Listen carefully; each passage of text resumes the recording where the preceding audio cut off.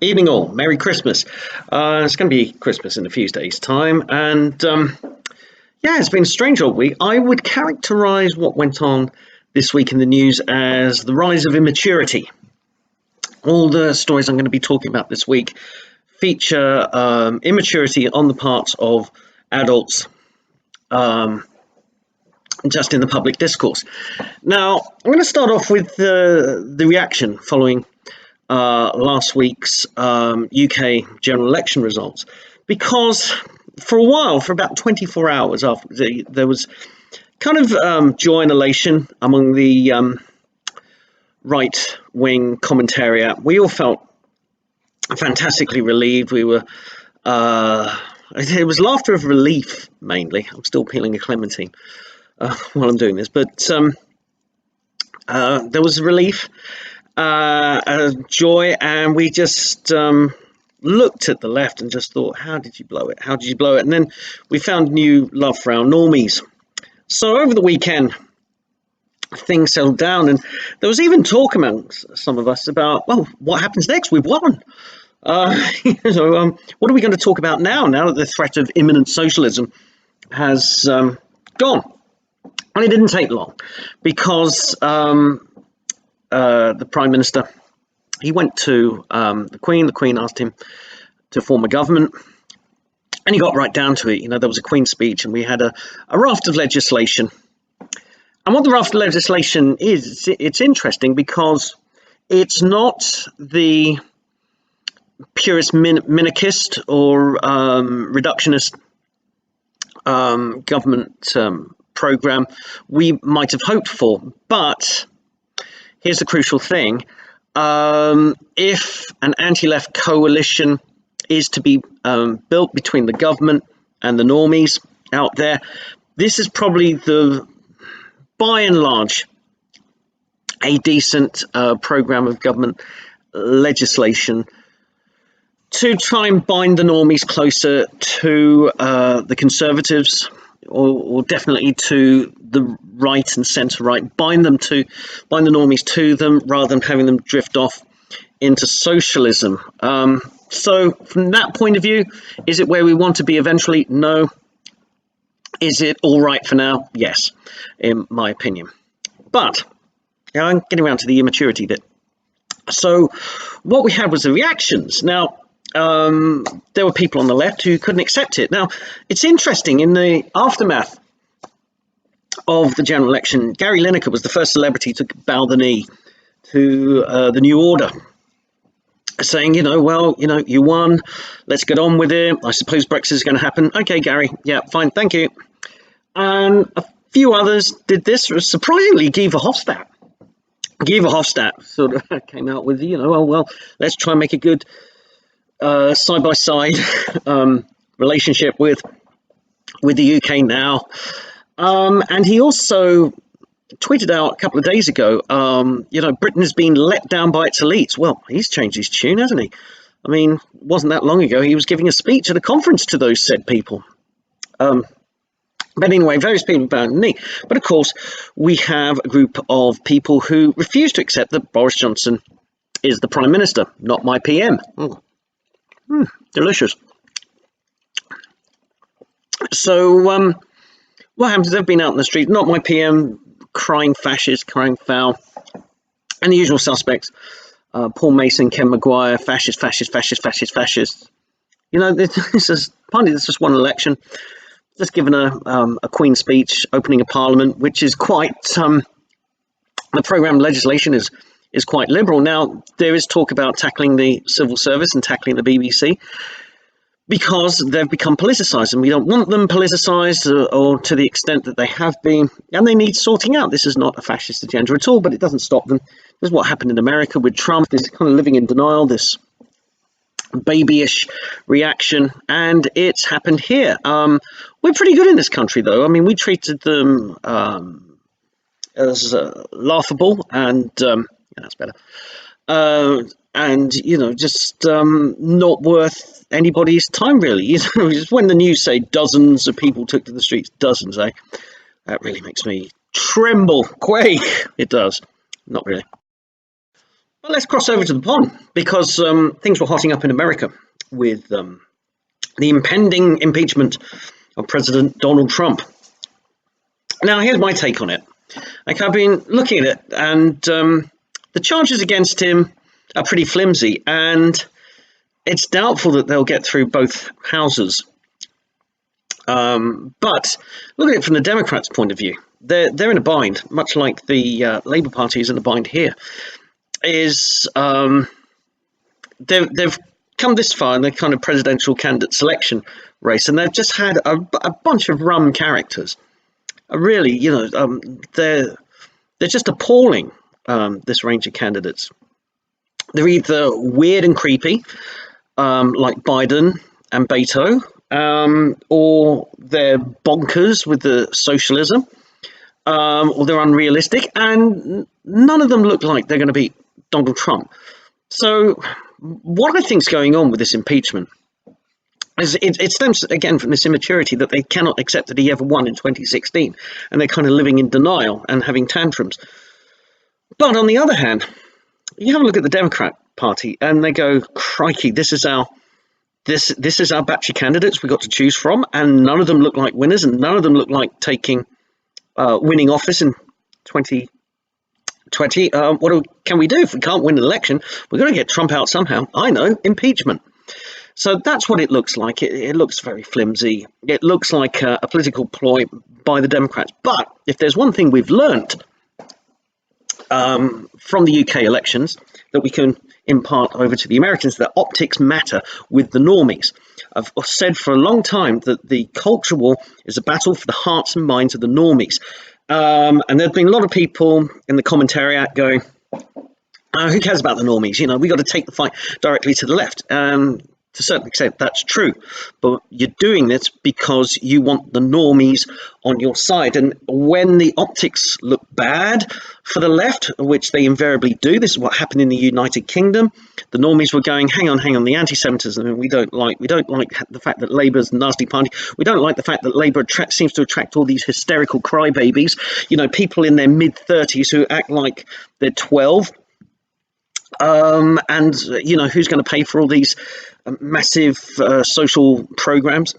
And so the normies got turned off. And this is what I think will happen in America, is that the normies will see this kind of Democrat shenanigans, and they don't mind a bit of investigation to clear up the matter once and for all. Just what was the Russian collusion? Was there a bit of dodginess going on with Trump's election in 2016? But certainly they don't like what they see of the Democrat Party. And frankly, the impeachment is a large-ditch gamble by them to try and oust Trump by any means other than an election.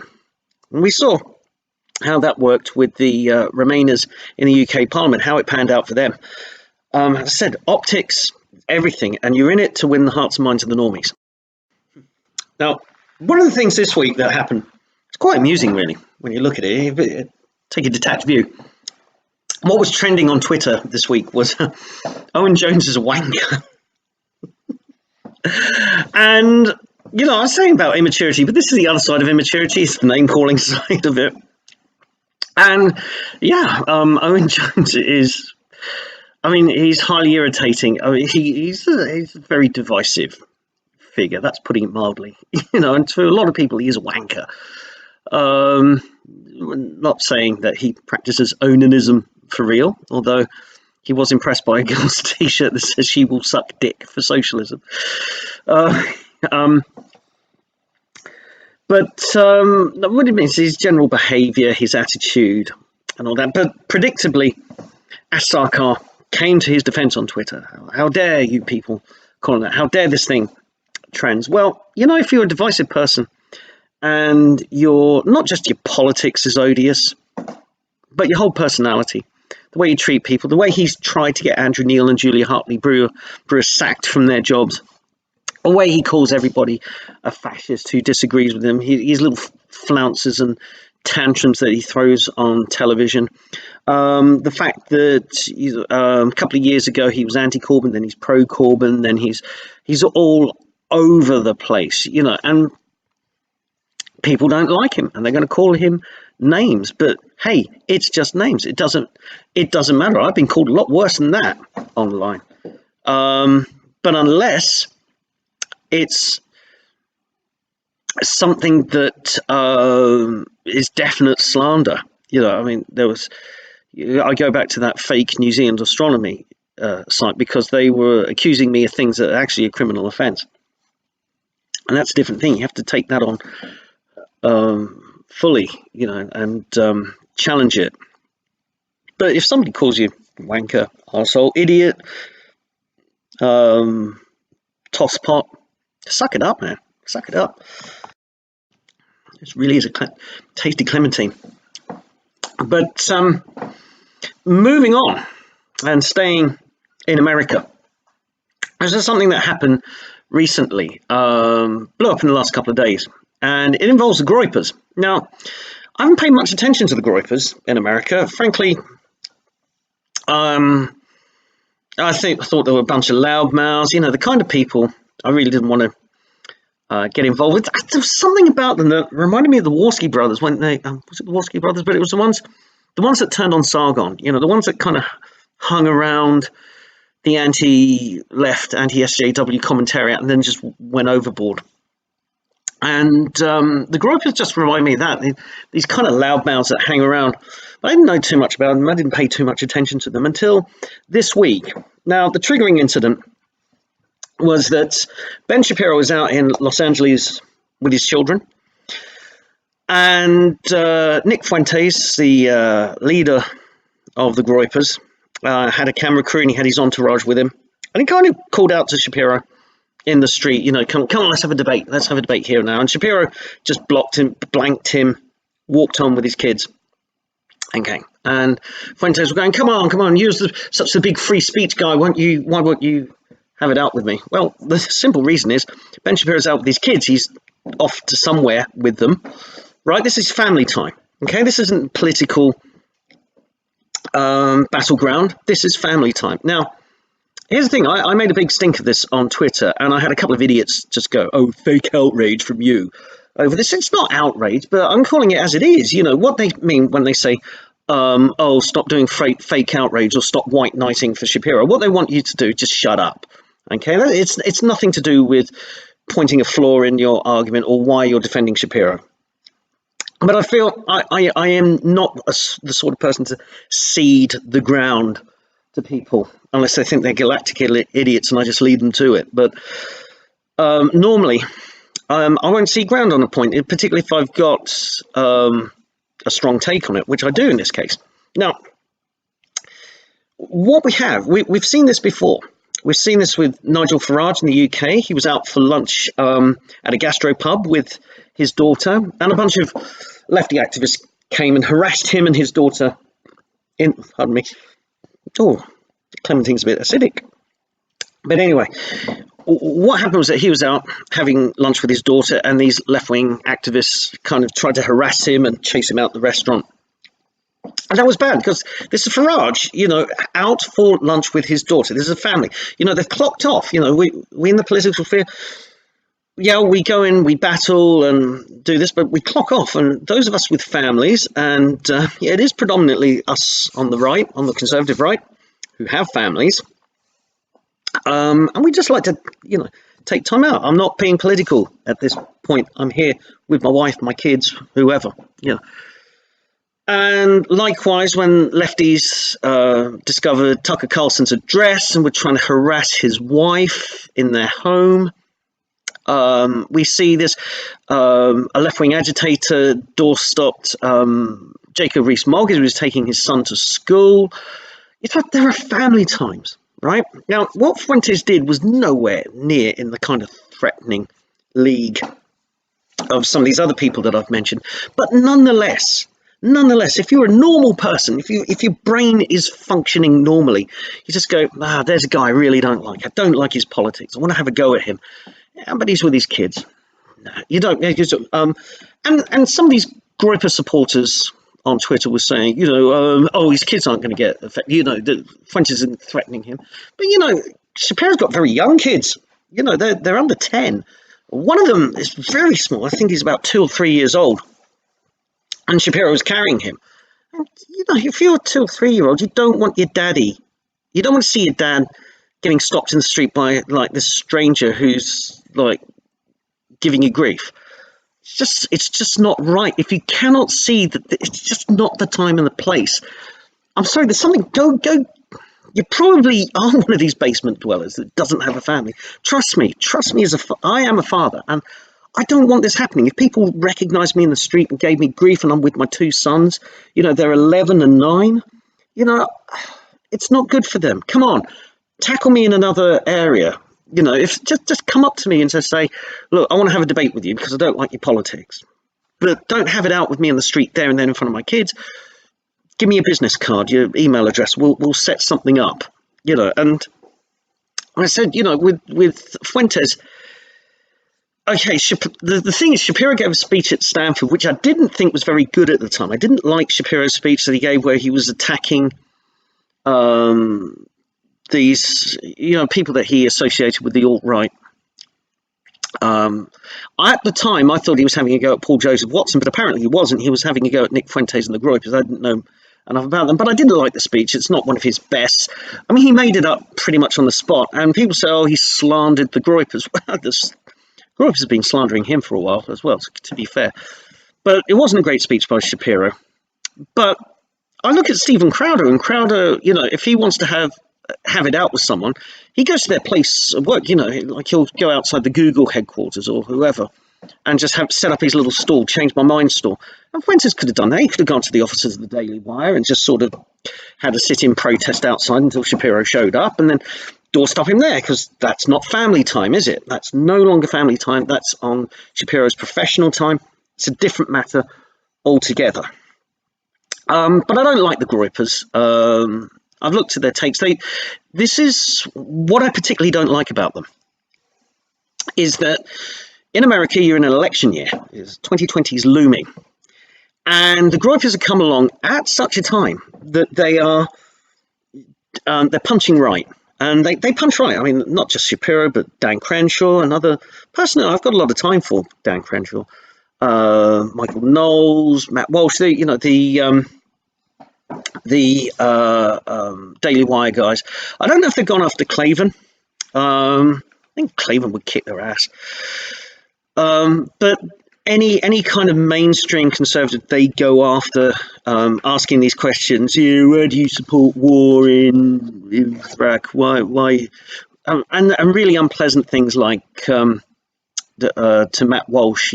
Ben Shapiro's a Jew, and he's denigrated Jesus. Why do you work with him? Well, because we're human beings, and even though we differ on opinions and religions and politics and stuff like that, we can still get along, and we can still, by and large, work with one another. In the Groyper world, much like the world of the lefties, if you're working alongside somebody with different political opinions, it's like you've become unclean, you're contaminated. To me, I'm going to call it, the Groypers to me seem like the Democrats' early Christmas present, because they're going to punch right in an election cycle. And they're doing it in such a way that it isn't bringing a lot of quality debate to the table. It just seems to be a bunch of, frankly, immature frat boys, the kinds that featured in the Borat film, and they're full of themselves, but they've achieved nothing. Fuentes is, to me, he's, if he is right wing, and I'm skeptical, he's like the right's equivalent of David Hogg, one of these jumped up little twerps with a big mouth and piss poor historical knowledge and life knowledge. And the optics are bad. Fuentes denying the Holocaust and having a go at Matt Walsh because he works alongside Ben Shapiro, a Jew. Just piss poor optics.